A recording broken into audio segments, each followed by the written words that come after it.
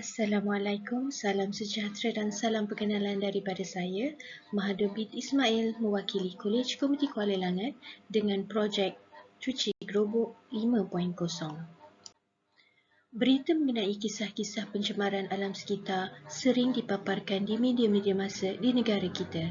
Seperti yang saya paparkan adalah beberapa keratan akhbar yang mengulas dan melaporkan isu berkaitan dengan pencemaran alam.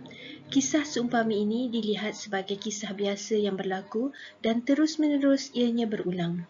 Kita pun tak pasti adakah kita semua rakyat Malaysia cakna dengan berita-berita seumpama ini.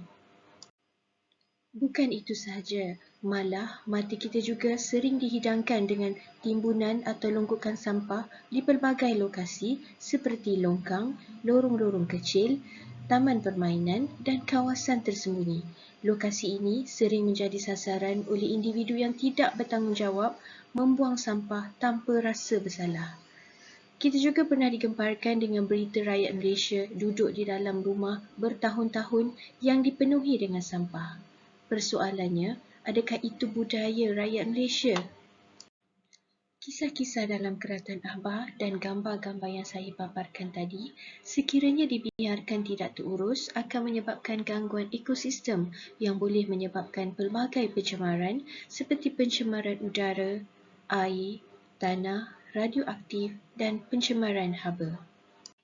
Kita sedia maklum, saban tahun pelbagai usaha dan langkah telah dilaksanakan oleh pihak kerajaan, agensi, NGO, industri mahupun individu untuk mengekang pencemaran ini supaya tidak berterusan. Antaranya dengan melaksanakan pindaan undang-undang alam sekitar, memperuntukkan keuangan berbilion ringgit setiap tahun, geran khas alam sekitar, pengaplikasian teknologi terkini, pelbagai kempen-kempen kesedaran, statistik daripada pihak-pihak berkuasa, penyelidikan dan juga penguasaan undang-undang.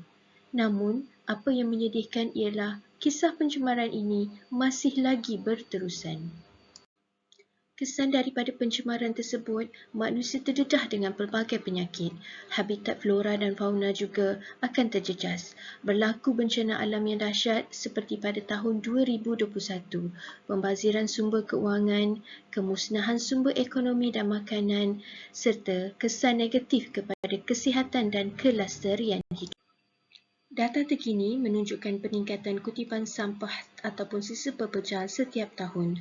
Menurut data yang dikeluarkan oleh Perbadanan Pengurusan Sisa Pepejal dan Pembersihan Awam, dalam sehari hampir 36.6 tan sisa pepejal yang dibuang oleh rakyat Malaysia. Kalau dilihat daripada statistik yang dipaparkan juga telah menunjukkan peningkatan sejak tahun 2012 sehingga 2022. Bayangkan kalau sisa ini terus bertambah dari tahun ke tahun tanpa pengurusan yang betul, adakah kita nak biarkan generasi akan datang mewarisi bumi yang telah tercemar? Persoalannya, siapa yang perlu kita salahkan? Siapa yang perlu dipertanggungjawabkan mengenai isu ini? Teknologi apa yang perlu ada? Apa kaedah yang terbaik yang boleh digunakan? Berapa peruntukan yang kita perlu leburkan lagi? Dan bila Malaysia akan bebas daripada pencemaran? Seperti yang saya paparkan, gambar di sebelah kiri adalah situasi biasa dalam longkang ataupun parit di Malaysia dan sebelah kanan pula adalah situasi longkang di negara Jepun. Jika Malaysia nak situasi di Jepun ada di Malaysia, pastinya kita perlukan teknologi, keuangan, kepakaran, penguatkuasaan, sistem, pengurusan, ruang dan tenaga yang banyak. Sebagai rakyat Malaysia, apa yang boleh kita sumbangkan supaya impian ini tercapai?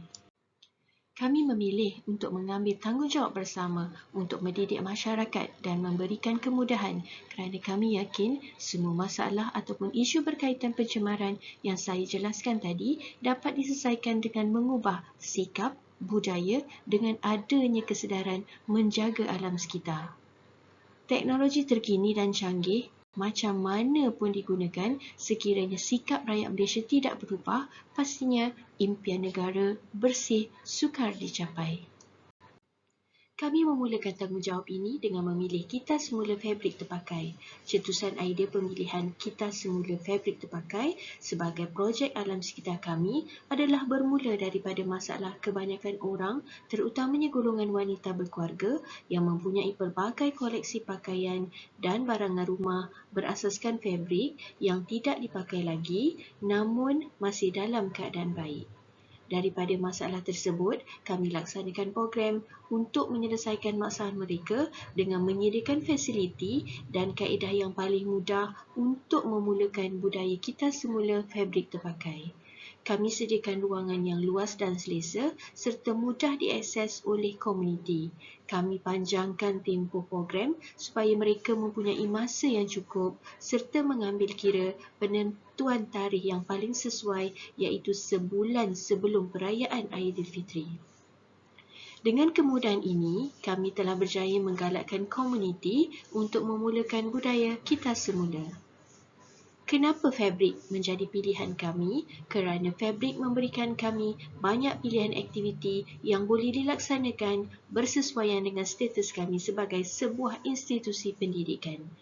Sebagai contoh, sebelum ini kami telah melaksanakan aktiviti jualan barangan pre-love, menyumbangkan pakaian kepada golongan yang kurang berkemampuan, menggunakan kreativiti mencipta produk inovasi baharu serta hasil keuntungan yang kami perolehi, kami sumbang kepada yang memerlukan dan menaik taraf ruang ataupun tempat awam.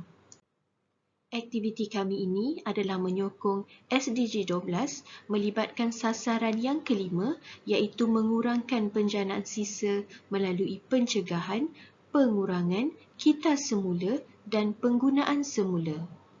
Seterusnya, saya kongsikan program yang telah dilaksanakan.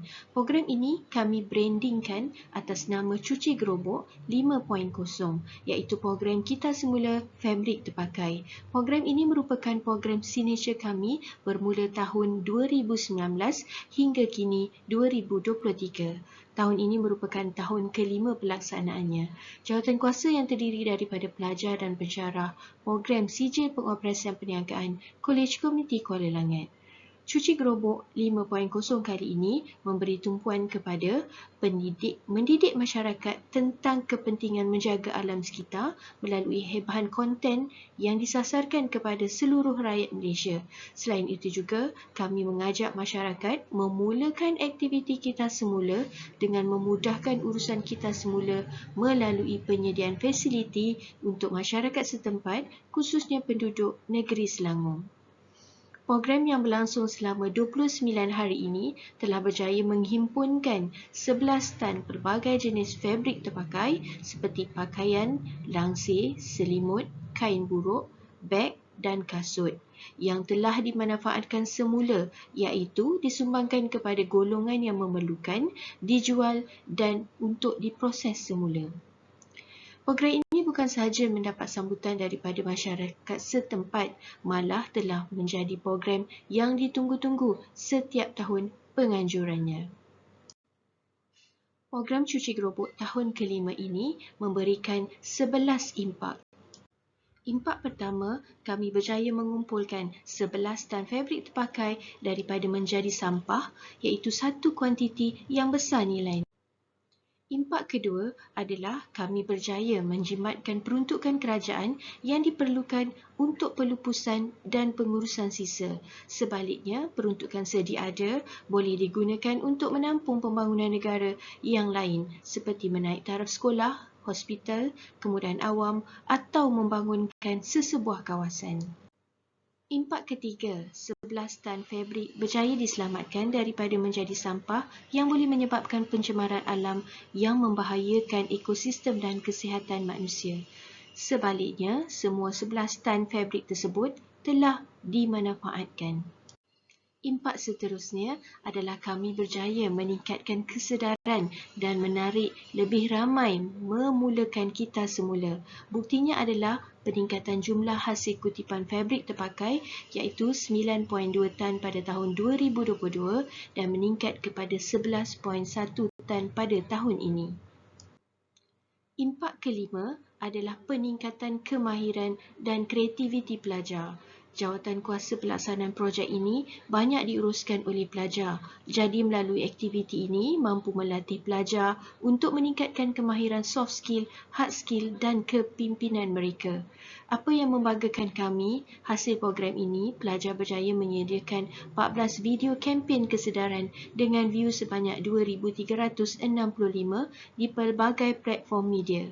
Secara keseluruhannya, program ini melibatkan 12 orang staf dan 35 orang pelajar. Seterusnya, impak ke-6, hasil jualan fabrik terkumpul kami bernilai RM1,113.36 telah digunakan untuk dimanfaatkan kepada pelajar berstatus anak yatim untuk persiapan mereka menyambut Hari Raya Aidilfitri. Selain itu, sebahagian hasil kutipan juga turut diperuntukkan untuk menaik taraf ruang PDP kami di Kolej Komuniti Kuala Langat. Dalam memastikan lebih ramai rakyat Malaysia mempunyai kesedaran untuk memulakan budaya kita semula, kami menggunakan pelbagai medium untuk menyampaikan mesej penting ini, iaitu menggunakan siaran radio di Hot FM dan IKRM. Selain itu juga kami menggunakan platform YouTube, Facebook, Instagram, WhatsApp, Telegram dan landing page yang mengandungi maklumat kempen dan maklumat bagaimana ingin menyertai pengumpulan fabrik terpakai di lokasi yang disediakan. Impak seterusnya, program ini berjaya melibatkan lebih 150 orang individu menyumbang fabrik terpakai dalam program ini. Walaupun angkanya masih kecil berbanding penduduk Malaysia, namun kami yakin usaha yang berterusan ini akan membawa lebih ramai lagi komuniti untuk memulakan kita semula. Buktinya sepanjang 5 tahun kami mengadakan program ini, kami ada menerima peserta yang sama dan jumlah kutipan fabrik juga meningkat setiap tahun. Impak yang ke-9, kami menerima ucapan terima kasih dan penghargaan daripada komuniti yang bersyukur kerana telah menyelesaikan masalah lambakan fabrik terpakai di kediaman mereka. Mereka juga meminta supaya program ini diteruskan. Selain itu, sambutan luar biasa juga kami terima daripada beberapa individu di luar kawasan Kuala Langat yang sanggup menjadi sukarelawan membantu kami mengumpulkan fabrik terpakai di premis mereka. Program cuci gerobok 5.0 adalah zero cost dan dalam masa yang sama berjaya menjana pendapatan yang mana 100% daripada keuntungan tersebut dipulangkan semula kepada komuniti dengan sumbangan kepada golongan orang yang memerlukan dan menaik taraf ruang PDP Kolej Komuniti Kuala Langat. Dan impak yang terakhir ialah program yang konsisten kerana mampu bertahan sehingga tahun ke-5. Program dimulakan pada tahun 2019 dan Alhamdulillah masih bertahan sehingga tahun ke-5 dan insya-Allah akan diteruskan memperjuangkan kempen dan mengajak semua komuniti memulakan amalan kita semula. Melalui program cuci gerobok ini, kami berjaya menaikkan nama dan mengenalkan Kolej Komuniti Kuala Langat kepada komuniti yang lain tentang peranan dan kewujudannya. Sebagai kesimpulan, jadi peliharalah alam sekitar kita. Mulakan dengan langkah yang paling mudah, iaitu membuang sampah ke dalam tong sampah dan mengasingkan sampah mengikut kategori yang boleh dikita semula. Moga-moga kita dapat mewariskan bumi yang lebih baik kepada anak-anak kita nanti. Sekian, terima kasih.